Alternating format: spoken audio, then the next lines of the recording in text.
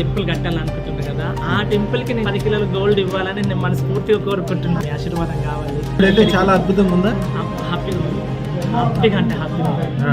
వీరు ఎం మురళి గారు ఇప్పుడు అల్వాల్లో ఉంటున్నారు. రియల్ ఎస్టేట్ 6 నెలల క్రితం పెట్టుకున్నారు. ఆయన ఎంత ఉత్సాహంగా ఉన్నారంటే, అంతకుముందు నా దగ్గర ఒక టీం లేదు, ఒక వ్యాపారం లేదు, ఒక వ్యవహారం అంత సక్సెస్ లేదు, నేను 100 కోట్లు సంపాదిస్తాననే ధైర్యం నాకు ఎప్పుడో వచ్చేసింది స్వామి.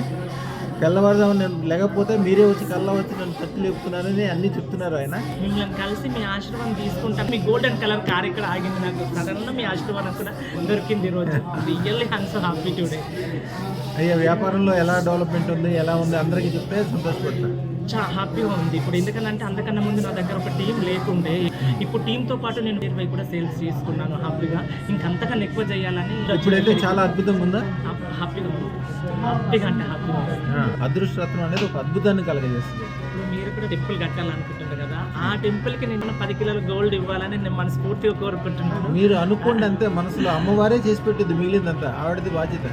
అసలు మీ ముఖంలో సంతోషం చూస్తుంటే అంతకుముందు మామూలుగా ఉన్నారు. అవును, రియల్గా. కానీ ఇప్పుడు బాగా అనిపిస్తుంది. మీ ఆశీర్వాదం కావాలి. కార్లు, మేళ్ళు, ఇల్లు అన్నీ ఎట్లా సమకూరుతాయో అలాగే అన్నీ సమకూరుతాయి. శుభం బియాత్, శుభం బియాత్.